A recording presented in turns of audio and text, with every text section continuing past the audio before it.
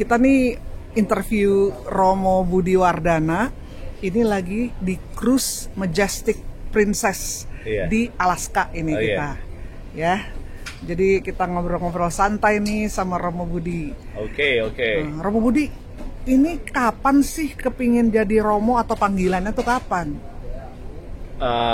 Mulainya sih mungkin waktu Putra Altar di Paroki Santo Beneventura Polomas, mungkin umur 9-10 tahun. Yang menginspirasi saya itu Romo Hadi Wijoyo, Projo Jakarta. Oh. Ya, jadi dia saat bertugas saat itu masih pastor muda ya, sangat friendly, sudah bisa selalu menyapa umat, terus selalu berdoa memberkati para putra altar. The ice is cracking. Yeah. Like I mentioned earlier, the salt water is corrosive, and it's filling in the cracks of the ice. And as it cracks, that sound is amplified. And we heard it really well today, and I think part of that is because of this fog. Thank you.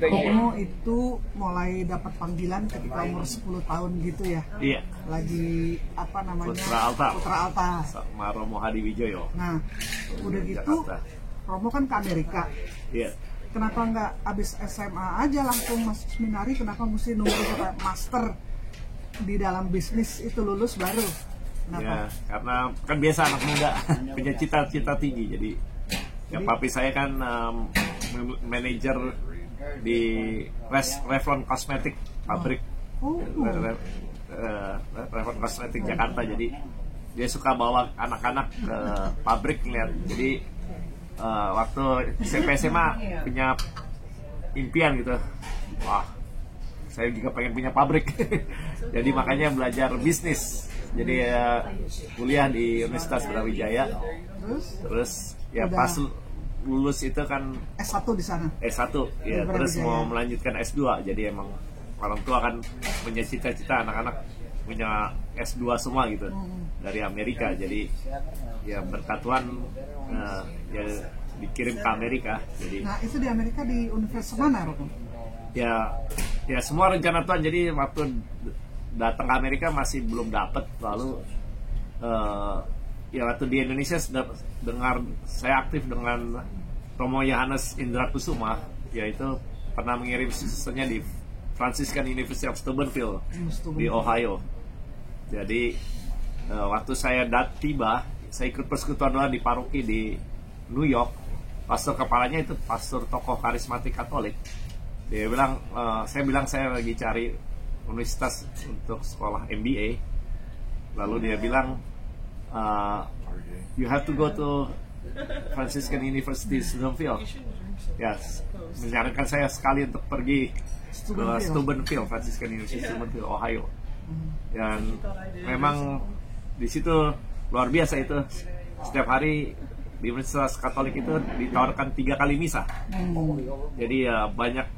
Jadi panggilannya tuh lebih kayak Iya, jadi panggilan saya yang sebelumnya impiannya malah pengen jadi businessman. Ya di situ Tuhan menantang saya gitu. Kamu mau jadi businessman atau mau melayani di Amerika? Terutama di Amerika kan semakin banyak orang tidak ke gereja, anak-anak muda jauh dari Tuhan, alkoholik, drugs. Jadi selama 2 tahun itu ya Tuhan benar-benar membuat saya, men-challenge saya gitu, menantang saya untuk untuk mengikuti karir saya, impian karir atau mau jadi imam gitu. Oke, sebentar ya Romo. Aku gitu soalnya Romo kurang kelihatan. Supaya Romo lebih kelihatan. Oke. Nah, cuman memang aku lihat Romo ini ya, karena kan aku kenal Romo SMP. Iya. SMP kelas 1 kali udah kenal. SMP. Bayangin, aku lihat memang Romo untuk anak SMP kelas 1 ngumpulin teman-teman, nelpon. Saya ingat Romo telepon untuk bikin pemahaman Alkitab sama teman-temannya Romo, itu yang aku ingat. Iya. Jadi memang dari kecil tuh aku lihat benih panggilannya tuh dari umur 10 SMP, kemudian dimatangkan ketika di Now, what is a glacier? Glacier Bay is a fjord, or a ocean 15,000 feet. This mountain range is both the tallest and the snowiest coastal mountain range in the entire world. This helps us understand why this place is called Glacier Bay today. It is the perfect birthplace for these masses of ice. Oke, nah setelah dari Steubenville University itu, terus Romo langsung masuk seminari itu gimana? Atau kerja dulu atau? Iya, jadi saya lulus tahun 2 tahun ya tahun lulus 2001 ya. Iya, di Amerika tuh lagi krisis ekonomi juga, jadi cari kerjaan susah. Tapi puji Tuhan kakak saya dia computer programmer, dia kerja di perusahaan besar. Dia punya merintis bisnis Indonesian food online, jadi jualan Indomie, jualan bumbu-bumbu masak Indonesia. Dan dia kasih bisnis itu ke saya untuk jalanin. Jadi pas lagi dijalanin, kan memang saya backgroundnya bisnis, dan waktu kuliah di Malang di Brawijaya, mami saya punya salon, saya udah jualin, masukin ke mami saya itu kerupuk Nyonya Siong. Ada jiwa bisnis. Jiwa bisnisnya iya. Jadi wah, tambah berkobar-kobar lagi. Jadi waktu lagi berkobar-kobar, ya Tuhan tantang saya lagi deh. Jadi setelah 1 tahun jalanin bisnis itu, ya kamu mau memberikan dirimu jadi pelayan saya, atau mau mau mencapai cita-citamu yang jadi bisnismen. Jadi benar-benar pergumulan ya, ada satu pergumulan. Karena lagi pengen majuin bisnis, tiba-tiba kayak Tuhan tantang gitu. Iya, Tuhan tantang ini. Akhirnya gimana, di titik apa Romo ambil keputusan, oke deh, saya pasrah pada kehendak Tuhan seperti Bunda Maria? Iya, titiknya itu ya, yang memberi kebahagiaan kan mulai ketemu sama vocation director, ya dia tahu juga ya, direktur panggilan itu suster sama pastor dari Keuskupan Los Angeles. Ya dia membantu discernment dari Santo Ignatius Loyola. Jadi suruh doa imajinasi. Jadi mana yang membuat kamu bahagia sebagai bisnismen atau sebagai imam gitu. Dan itu kalau lagi doa-doa pribadi yang menjadi imam memberikan kebahagiaan gitu. Akhirnya lebih bahagia di imajinasi itu sebagai imam daripada sebagai bisnismen. Oke. Akhirnya Romo masuk seminari di mana? Di Keuskupan Agung LA. Jadi di nama seminarnya Saint John Santo Yohanes di kota Camarillo, jadi pinggir kota LA suburb. Iya. Jadi masuk seminari 6 tahun. 6 tahun. Iya. Jadi Romo ini adalah Romo pertama warga negara Indonesia, masih sampai sekarang paspornya Indonesia, ditahbis di Keuskupan Agung Los Angeles. Iya kan? Iya, dan sedikit cerita menarik ya. Jadi mungkin untuk anak-anak Indonesia yang pergi kuliah, ngambil S1 atau S2 atau sempat bekerja, ada beberapa yang terpanggil untuk menjadi pastor di Amerika. Jadi yang terakhir bulan Juni kemarin, yang orang ke-8 anak Indonesia, anak muda Indonesia yang jadi pastor ke Amerika. Di Amerika. Tapi berbagai keuskupan ya? Ya, berbagai keuskupan dan ordo. Jadi yang Romo pertama itu, Romo Miguel Suherman, itu dia bukan di keuskupan, dia pastor ordo Fransiskan yang bekerja di IWTN, itu EWTN, jaringan privasi Katolik terbesar di dunia. Jadi Anda mungkin di Indonesia bisa lihat di iwtn.com atau ada di Misa Harian. Ada. Yaitu sekali-sekali kalau lihat muka Asia, yaitu Romo Miguel Suherman, kan semuanya bule, cuman dia aja orang Indonesia. Jadi sekarang sudah 8 orang Indonesia menjadi Romo di Amerika. Tapi Romo ini yang pertama ditahbis di Keuskupan Agung Los Angeles. Iya, ketiga di Amerika. Yang keduanya itu Romo Hadi Sasmita, Yesuit Asia Amerika, itu keponakan dari Suster Francisco yang kepala sekolah Ursula. Yang terkenal, yang ramah, yang galak juga. Oke. Nah, jadi setelah 6 tahun Romo ditahbis. Setelah itu Before we Keberapa leave paroki? Tarinlet, I want to talk about one more difference between Grand Pacific and Marjorie Glacier. Jadi Romo masuk seminarinya tahun berapa? Terus lulus tahun berapa? Ditahbis tahun berapa? Romo? Saya masuk seminari jadi Agustus tahun 2003, 2003. lalu ditabiskan 2009. Jadi 6 tahun di seminari. 6 tahun Jadi, ya. iya 6 tahun di seminari. Kemudian ditempatkan di mana pertama-tama parokinya? Ada berapa kali paroki lah gitu sebelum menjadi Romo kepala paroki di Saint Louis. Saint Lucie. Sorry. Saint Lucie. Saint Lucie menjadi Romo kepala paroki di Saint Lucie, Long Beach, California. Oke. Iya. Jadi sudah bertugas selama 12 tahun ini. Tugas pertama 4 tahun di Saint Rose of Lima Simi Valley, 3 tahun di Saint Stephen Monterey Park, di mana menjadi pastor pembantu juga chaplain untuk komunitas Indonesia. Jadi tiap minggu ada misa Indonesia di paroki Saint Stephen Monterey Park. Lalu 2 tahun di paroki Epiphany South El Monte, di mana 85% orang Meksiko, jadi dikirim ke situ untuk memperlancar Bahasa Spanyol ya. Spanish ya. Yes, Spanish.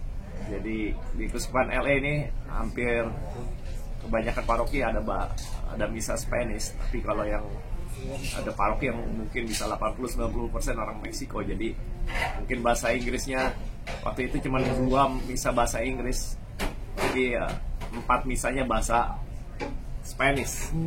Mau nggak mau deh ya. Iya, sempat kayak dipaksa, kepala ya. iya pusing-pusing dikit kadang-kadang kan mesti muter mikir dan berbicara dalam bahasa Spanish itu. Kalau dengarkan pengakuan dosa khotbah mesti bahasa Spanish. Ya setelah itu dari Epiphany di 1 tahun di gereja Lomita, banyak orang bule, jadi gereja cukup kaya ya gereja itu. Lalu sekarang di Santa Lucia, Long Beach, yang 40% orang Filipina, 40% orang Meksiko. Jadi ya saya baru 1 minggu lalu diangkat jadi pastor kepala di paroki ini. Jadi ya Ibu Mega membuat sedikit video tentang misa pelantikan, seksi dokumentasi untuk jadi pastor kepala di Saint Lucie Long Beach. Ya, selama jadi udah 12 tahun. Nah, Romo itu dilantik waktu itu saya lihat uskup siapa ya? Ya, namanya Bishop Mark Trudeau. Ya. Mark Trudeau ya. Iya. Ada Prancis tuh Trudeau ya. Nah, beliau itu adalah bishop apa gitu. Jadi karena kayaknya banyak bishop nih kalau di Los Angeles. Iya, uskup agungnya namanya Archbishop Jose Gomez. Karena kota LA adalah umat Katolik terbesar di dunia, ada 4,5. When we were viewing Marjorie, many of you asked if we would see another glacier. Ya, gimana suka dukanya mau jadi Romo? Suka duka yang pertama ada sukacita besar kalau membawa Yesus ya ke umat Tuhan, mereka yang sakit, mereka menerima kesembuhan Tuhan, mereka yang stres, depres, terus kita layani dengan doa-doa lewat firman Tuhan, mereka menerima kelegaan, terus anak-anak muda yang mungkin udah jarang ke gereja, terus mereka jatuh dalam drug addicts atau alkoholik, terus bertemu dengan mereka, menjadi sahabat mereka, dan pelan-pelan mereka balik mau ke gereja. Ada satu sukacita besar. Dan kalau dilihat di background saya lagi cruise Alaska dengan kapal Majestic Princess Cruise, dan ya ini kapalnya bisa dilihat juga. Keren banget, gede banget. Jadi ya, bahkan di dalam kapal liburan ini saya ngomong dengan direkturnya untuk misa dengan para penumpang. Jadi dikasih kesempatan tiap hari memimpin misa. Jadi ada 30-40 penumpang yang tiap hari bisa mendapat makanan rohani, bukan hanya melihat pemandangan alam ciptaan Tuhan, tetapi juga boleh menerima makanan rohani, firman Tuhan dan tubuh Kristus. Jadi luar biasa ini ciptaan Tuhan yang kita lihat glacier ya. Jadi ini Alaska terkenal sekali dengan glaciernya, dan ini boleh menikmati berkat Tuhan, tapi juga sebagai imam membawa Tuhan di dalam kapal ini.